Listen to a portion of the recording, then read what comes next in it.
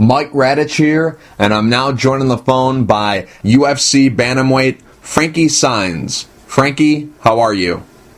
I'm good, Mike. How you doing?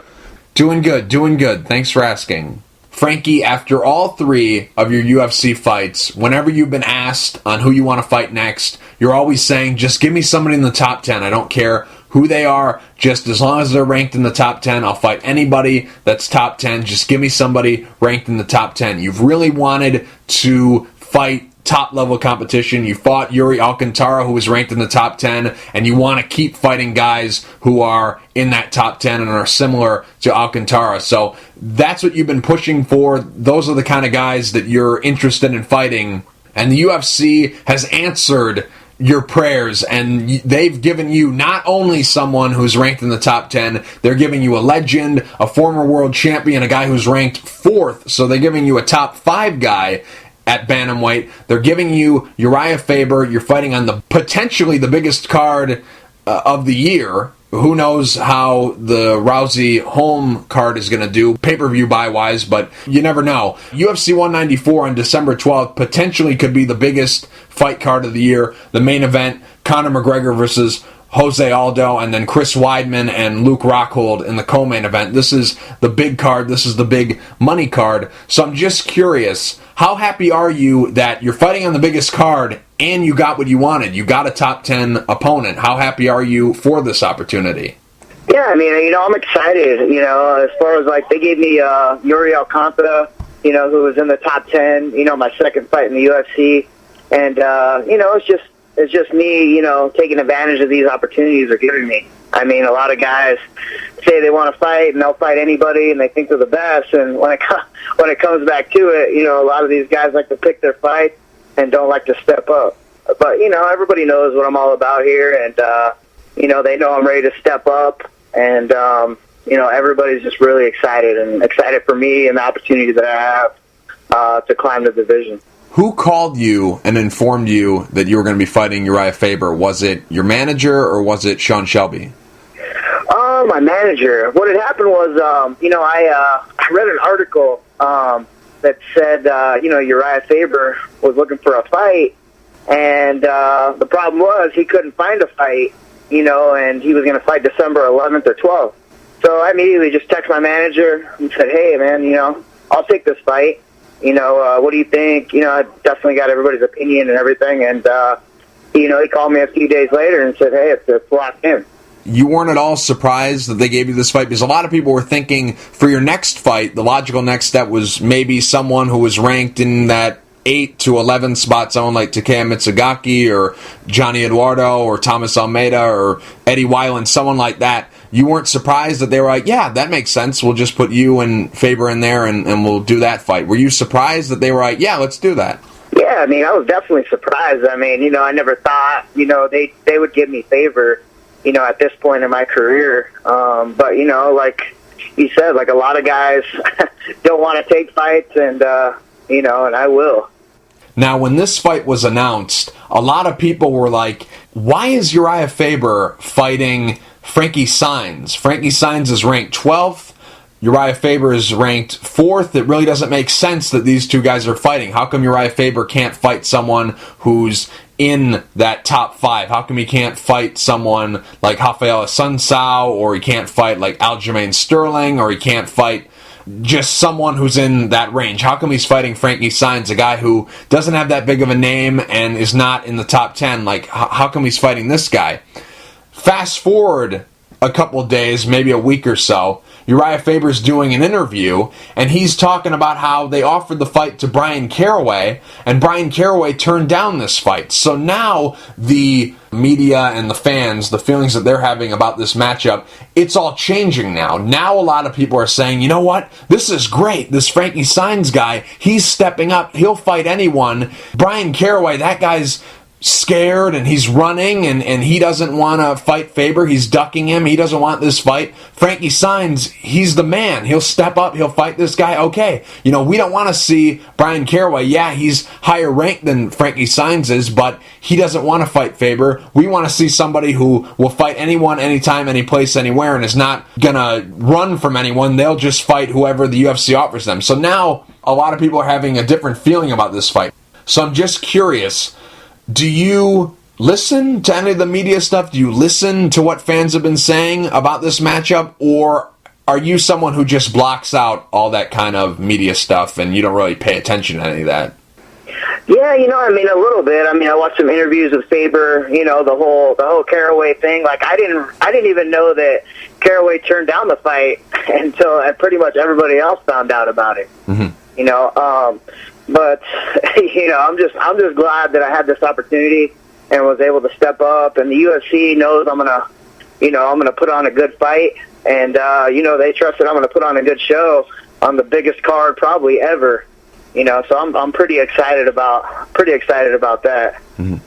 Is this fight going to be on the main card for UFC 194? Because I know Uriah Faber, the last few times that he's fought on a pay-per-view, he's fought on the Fox Sports 1 portion, and he's been the headliner on the undercard. This time around, is this fight going to be on pay-per-view? Do you know?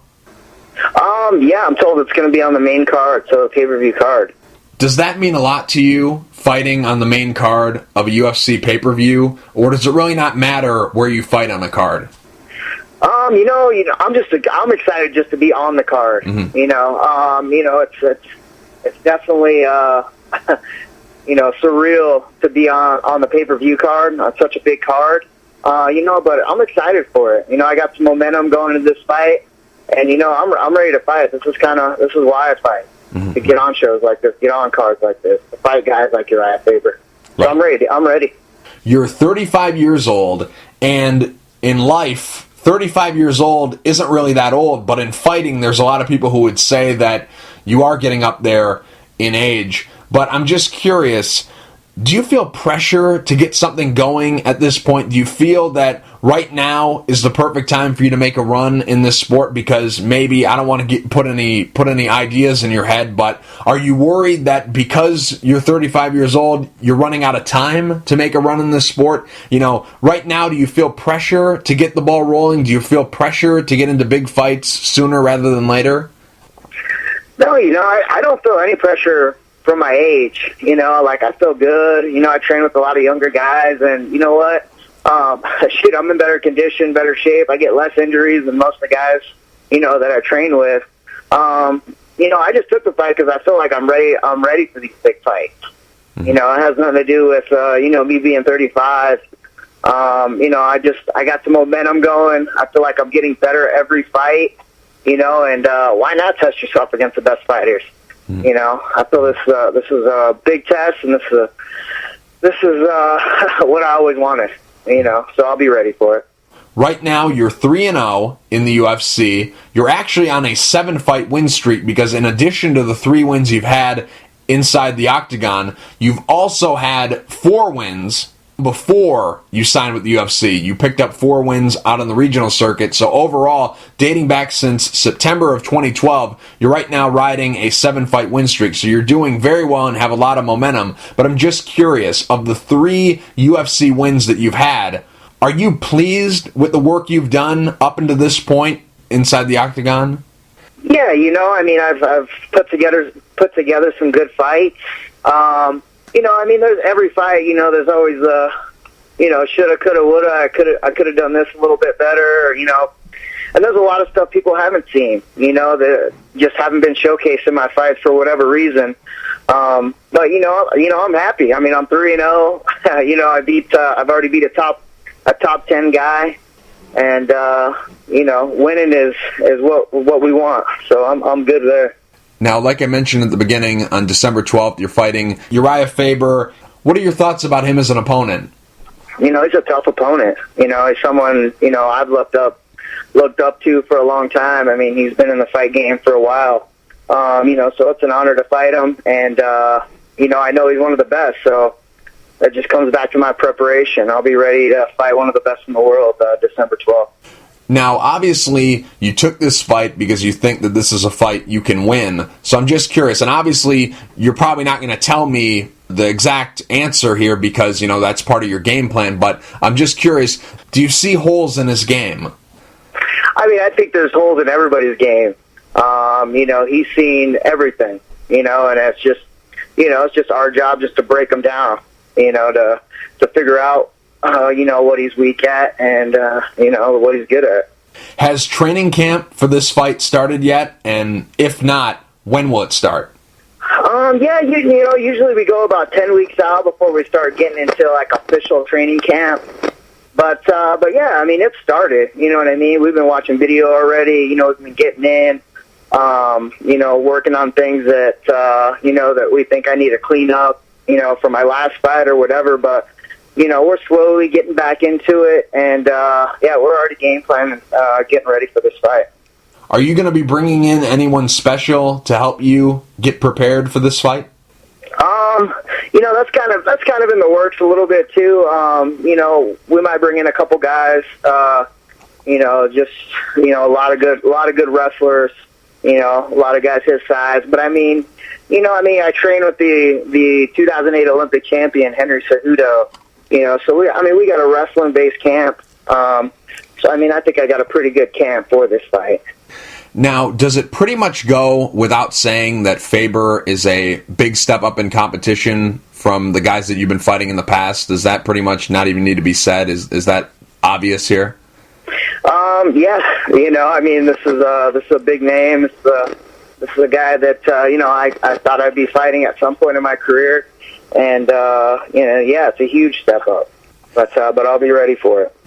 How do you view this fight? Do you view this fight as a fight where you have nothing to lose and everything to gain? Or do you view this fight as just another fight? It just happens to be against a legend in the sport and the toughest guy you've ever fought and a top-ranked fighter. Are you viewing it as just another fight, or is this a fight where you're just going to throw caution to the wind because you don't have anything to lose? How do you view this fight? Yeah, I just got to go into it just like it's any other fight. I know the magnitude of it is just a lot bigger than anything I've done before. But you know what? I'm going to go into it just like it's any other fight, and just keep all the wheels in motion and the momentum going that I have, and just keep everything the same. Just another fight. Obviously, Uriah Faber, he's going to be doing his research. He's going to be watching all your old fights. He's got a high fight IQ, so he definitely knows how to prepare for a fight. But I'm just curious, do you think he has any idea who you are? I don't know. What was funny is I ran into him in an elevator right after I fought Alcantara. And, I just won the fight, and I had stitches, and I ran into him in an elevator in L.A. I think it was the UFC card out in L.A. He had no idea who I was. He's like, "Oh, did you just fight?" I was like, "Yeah." Oh. Did you fight? And I said, Alcantara. And, his eyes kind of lit up. And he's like, "Did you win?" And I was like, "Yeah." He's like, "Oh, cool, man. Good job." Oh. And, that was pretty much it. But, yeah, I'm sure he was like, I have no idea who this guy is, but that's cool. That's fine with me. Oh, I see. Frankie, we'll end on this. It's a little segment I like to call Really Random. That's where I ask you a random question and you give me the real answer. Some of these questions are custom made just for you, and some of these questions are random ones that I ask everyone I interview. So here's the first question. Superpower you'd love to have? Be invisible? Favorite movie? Favorite movie? I don't know. Probably like Shawshank Redemption. Movie you've seen the most times? Goonies. Favorite color? Orange. Now, you got a little bit of a late start in MMA. I believe you turned pro at 29. That's when you had your first professional fight. I'm just curious, why did you decide to get into MMA, and why not a little bit sooner? You know what? I took a stab at MMA a few years before I actually started. Actually had a fight lined up in New Mexico, and I broke my fibula. Mm-hmm. It just took me a couple years just to, I don't know, maybe get the confidence to come back and recover and everything. But yeah, it was just going in every day. I was a wrestling coach, and I was a wrestler, so I'd help out a lot of my friends that were getting into MMA, and, I just grew to love it. Mm-hmm. Before you know it, I was sparring with everybody, grappling, doing everything, and, felt like I could, I could be a champ someday. I just quit everything and went all in. What's the best thing that ever happened to you? Best thing that ever happened to me? Probably, the birth of my daughter. What's the worst thing that ever happened to you? Oh, the worst thing? Probably losing my sister, at a young age. She committed suicide, Oh, boy. Yeah. Wow, that's some serious stuff right there. Yeah, for sure. Before you signed with the UFC, you were the King of the Cage flyweight champion, but in King of the Cage, their 135-pound division is called flyweight. They don't have a featherweight division. Their 145-pound weight class is called bantamweight. Their 135-pound weight class is called flyweight, and their 125-pound weight class, which would normally be called flyweight, in King of the Cage, they call it junior flyweight. So it's not that big of a deal. I guess I'm making it more of a bigger deal by mentioning those weight classes. But anyways, just in case someone who's listening is like, why were you fighting at 125? It's actually a 135-pound weight class. They just call it flyweight. But now that we got that out of the way, you were the King of the Cage champion. I'm just curious, when you vacated the title, when you signed with the UFC, did you have to give them the belt back, or do you still have the belt? No, my belt's still hanging up in my gym over at Fight Ready, collecting dust up there at the top. Sounds good. Person you look up to the most? The person I look up to the most? Probably my mother. Time period you'd like to go back and visit? I don't know. Probably the Wild West. I think that'd be kind of interesting. Now, let's say you found a magic lamp, and you rubbed that magic lamp, and a genie appeared, and the genie said he was going to grant you 3 wishes. What would those 3 wishes be? Oh, man. Let's see. 3 wishes. Man, I've never thought about that. Probably not since I was a kid. I don't know. You kind of stumped me on this one. Okay. That's all right. What do you worry about? What's something that keeps you up at night?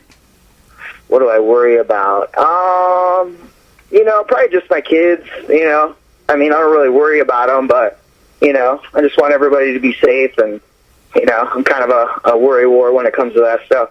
Best advice you ever given through life, and best advice you ever given through fighting, and who gave it to you? The best advice I've ever gotten. I don't know. Henry Cejudo told me one thing, and it just kind of stuck in my head.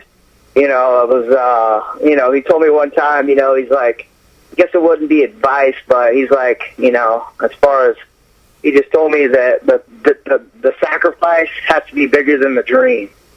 And I'm like, I sit back and think about it, and he was telling a bunch of kids at this, at this wrestling camp, and I'm like, and he kind of goes into it and explains, what he's talking about, and I don't know, that thing has just always stuck in my head, every time I'm practicing hard and, doing things like that, I think of that in my life. I don't know, my dad's, my dad's kind of been one of those supporters, back when things didn't really work out for me in wrestling, he was always kind of motivating me, he wanted me to get back into wrestling, so as far as, getting back into something, probably my dad, it's just, man, he's like, hey, you need to be working out, you need to be competing, you need to be doing something, you're too good not to, and he was right. Number one thing on your bucket list? Number one thing on my bucket list? I'd like to go travel with my wife, go see Italy, Greece, that kind of stuff. Just go see the world. What's your hidden talent? My hidden talent? Let's see. Shoot, I can ride a dirt bike and a quad pretty good. I don't know if that's a hidden talent. If you could change one thing about the world, what would you change and why? One thing about the world. One thing and why. Probably that there's no poverty. Being able to, travel with the UFC. I've been to, Mexico City, and I've been to Brazil, and I've seen some pretty rough spots out there, and, I don't wish that upon it. That's a good one. I hate poverty, too. I can't stand it. Dude, it's just terrible. You think about it, I've never actually seen it in person, and being able to go out there, it's oh, man, it's really sad. Yeah, that's terrible. Since today is September 11th, I'm just curious, where were you back in 2001 on September 11th when the attacks happened on 9/11? Where exactly were you? What were you doing? That's one of those events, September 11th. It's one of the very few events in our lifetime where everyone who was around on that day back in 2001, they know exactly where they were when that happened. So I'm just curious, back 14 years ago, what were you doing? Where were you at when you found out about these attacks? Yeah, I remember I was just at home, and I woke up in the morning, turned on Sports Center, and it was just flooding the TV. As far as like what happened and everything, and I remember I had class that day, and I remember going to class, and the teacher being like, "Hey, you guys, this is a huge deal. Like, we knew that obviously, but she's like, you guys need to go home, and today is not a day for us to be learning and stuff." So, it was just kind of one of those days. It was just, really horrible day. Yeah, yeah. I just remember going, and she's like, "Go home." Yeah. There was only a few of us that showed up. Usually at this point in the interview, I tell fighters to thank their sponsors, but since the UFC brought in Reebok, they've done away with the sponsors. So I guess at this point, I'll just say, is there any social media you want to plug? Twitter, Facebook, Instagram? Where can people find you to keep up to date with everything you have going on? Twitter handle at Frankie Saenz, Instagram at Ponch Saenz, Panch.